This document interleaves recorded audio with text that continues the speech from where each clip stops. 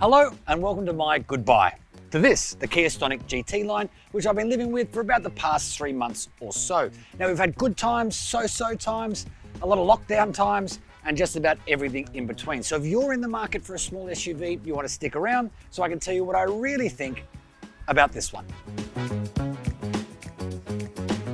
And we are covering the whole enchilada here too, from price and features to design and practicality, safety, what's under the bonnet, efficiency, ownership, how it drives, and finally, my overall verdict. But look, time doesn't grow on trees, I get that. And if you're in a hurry, then even the chance to spend a little quality time with my corgi Poppy probably won't convince you to stick around. So if there is a part of the Kia Stonic that you must know about now, then feel free to jump ahead via the chapter markings on YouTube or by simply scrubbing through to the bit that interests you the most. We'll even pop the time codes up here for you to make that job a little bit easier. But if you do want to see this through with me, then stick around as we really deep dive the Kia Stonic GT-Line. But before we get started, if you're watching this on YouTube, please do hit like and don't forget to subscribe, otherwise you might miss a video. And if you want the full skinny on the Kia Stonic and thousands of other cars, jump on through to the CarsGuide.com.au website. Right, for many of us, these are probably the most important questions when it comes to choosing a new car. How much do I have to spend and what do I get? For this, the Kia Stonic GT-Line, you'll have to spend about 30 grand, but you will get lots of nice stuff for that investment. The Stonic range actually kicks off at about $21,500 for the entry-level S with a manual transmission, or $1,500 more for an automatic version. It then steps up to the Sport, which is around $25K for the manual, or another grand for the auto. But our car is a pretty big jump from there. Part of that is because you get a new and clever engine and gearbox combination, but you also get the most equipment. The Sport, for example, gets an 8-inch touchscreen with 17-inch alloys, a proximity key with push-button start, sat-nav, digital radio, and a more upmarket feeling cabin. But our GT-Line also unlocks some of its own features, some of which seriously improve the street appeal, like the GT body kit, the LED lights and DRLs, and the massive sunroof. You also get a sportier feeling steering wheel, better feeling seats, and onboard climate control, as well as 3 driving modes, Eco, Normal, and Sport. But it's not all good news all the time.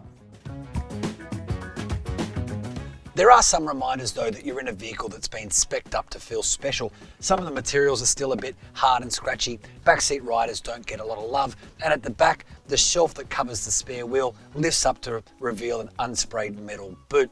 Just gentle reminders, I suppose, that this was designed from the off to be a budget-friendly small SUV. There is absolutely no doubt that the GT-Line is the best looking Stonic. We'll pop pictures of the S and Sport up here, but just believe me, if looks are your thing, then this is the Stonic for you. But I would argue it's not just the best looking Stonic, but that it's just good looking, period. I love how the kind of squash front end gives it this almost hunkered down look, helped along by the silver frame body kit, which bleeds into the black plastic cladding that runs along the wheel arches, and it matches the silver diffuser at the rear as well.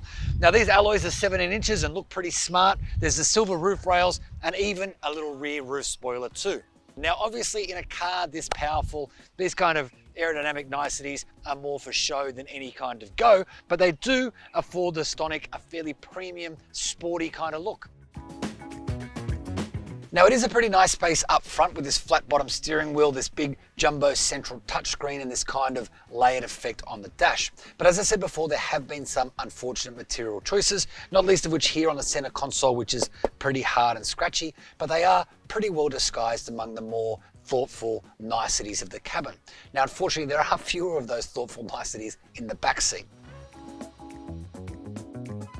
Now there is less to celebrate for backseat riders, although the space isn't too bad. I'm sitting behind my own 175 centimetre driving position and I've got enough knee room and headroom, and you could fit 2 adults back here pretty comfortably. It's just that there are fewer of those niceties. All the materials are pretty hard and scratchy everywhere you look. There's no air vents, no pull down divider, and in fact just the one USB port for backseat passengers to share. Not all small SUVs are created equal, and the Stonic is only marginally bigger than the Kia Rio City hatch, so on the scale of SUVs, the Stonic is no giant. Open the boot, And you'll find 352 litres of luggage space with the rear seats in place. That number grows to 1,155 litres with them folded flat.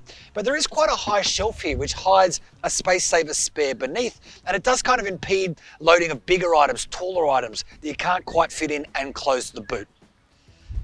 But to be fair, this isn't a car for people that want to move a whole bunch of stuff or a whole bunch of people. And my wife and I have lived with it now for about 3 months and haven't really been inconvenienced by the boot space at all. Sure, there's been 1 or 2 times where we haven't been able to carry or buy quite as much stuff as we might normally, but other than that, it's fit into our life easily. Being the top tier, most expensive Stonic, you'd expect the GT line to get the very best safety equipment, but actually Kia's been pretty democratic when it comes to high-tech safety gear here, basically ensuring no model really misses out. Apart from the usual braking and traction aids, you'll find hill start assist, a forward collision warning system with AEB, lane keep assist, lane follow assist, a reversing camera, a driver fatigue monitor, and a lead vehicle departure alert, which sounds a little warning chime when the traffic ahead of you starts moving, if you haven't noticed. There's no active cruise control or blind spot warnings though, but you do get 6 airbags, 2 ISOFIX attachment points, and 3 child seat anchors. ANCAP rated this SUV 5 stars, but it did that by adopting the 5-star score for the Kia Rio, which just goes to show how closely related the brand's bite-sized city hatch and this Stonic really are. So this is what you're really paying for when you spring for the GT line. While the lesser Stonic models make do with a 1.4 litre petrol engine, this one gets a super clever 1 litre 3-cylinder turbo petrol that not only makes more power than the other cars, but uses less fuel in doing it. Kia reckons the GT line will use 5.4 litres per 100 kilometres on the combined cycle and emit 125 grams a kilometre of CO2. In theory then, the 45 litre tank should carry you about 830 kilometres. Real world though, we spent about a month hovering above 9.5 litres per 100, mostly because our driving was restricted to the city and the city only, before settling in at around 6.5 litres per 100. Side point, even the most clever engine uses the cheapest regular unleaded you can get your hands on, which is always a win in my book. Still among the best in the business, the Stonic is covered by Kia's 7-year unlimited kilometre warranty with cap price servicing throughout. That said, neither the annual service costs nor the kilometres allowed between visits to the dealership are best in segment. You'll need to visit the service centre every 12 months or 10,000 kilometres, and Kia reckons you'll pay a total $3,314 for servicing over the first 7 years of ownership, or an average of $474 per annum.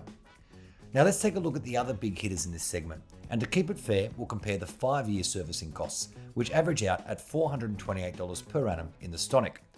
The Toyota Yaris Cross is about half that, at $215 per year for the first 5 years. Plus, it requires servicing every 15,000 kilometres. The Mazda CX-3 also requires a 10,000 kilometre service, but has an average cost of $351 per visit for the first 5 years. And the Volkswagen T-Cross also extends the time between servicing to 15,000 kilometres, though it averages out at $527 per year for the first 5 years. Now there are a lot of things I really like about the way the Kia Stonic GT line drives, and a couple of things I don't like quite so much, but we'll start with the positive, shall we? I am a sucker for a little engine, and this one is an absolute peach. Not only does it always sound like it's having a whale of a time up there, but actually in a car this light, its outputs are plenty to get you moving. We've had this car now for about 3 months, and at no stage during that has it felt underpowered. In fact, the outputs really just kind of suit the ethos of this car. The engine and vehicle seem really well suited together. But while I've never wished for more power, I have wished for it to arrive just a little bit more predictably. There are moments in this car where you plant your foot and nothing happens. I suspect it's something to do with the start-stop system not playing nicely with the DCT gearbox, but at a red light or on a standstill, there are moments where you plant your foot and you notice you're just waiting a beat or two for the grunt to arrive, which can get awkward in the wrong circumstances. But really, that's my only complaint after 3 months with the Stonic, to be honest. It's otherwise a really easy car to live with. The steering's light, nice and light, but without feeling disconnected. The ride's pretty good, except for only really the harshest of bumps. And its sort of diminutive dimensions make it super easy to live with in the city. So if your commute is of the urban variety, then it's really hard to find too much more to complain about. So I reckon the Kia Stonic is pretty squarely aimed at people like my wife and I. No kids, one tiny dog, and a penchant for the kind of adventures that rarely see us leaving the tarmac. Now, if you've got a bigger family or you love going bush, you're going to be shopping further up the SUV tree, of course. But if not, I reckon you'll find plenty to like about the Kia Stonic.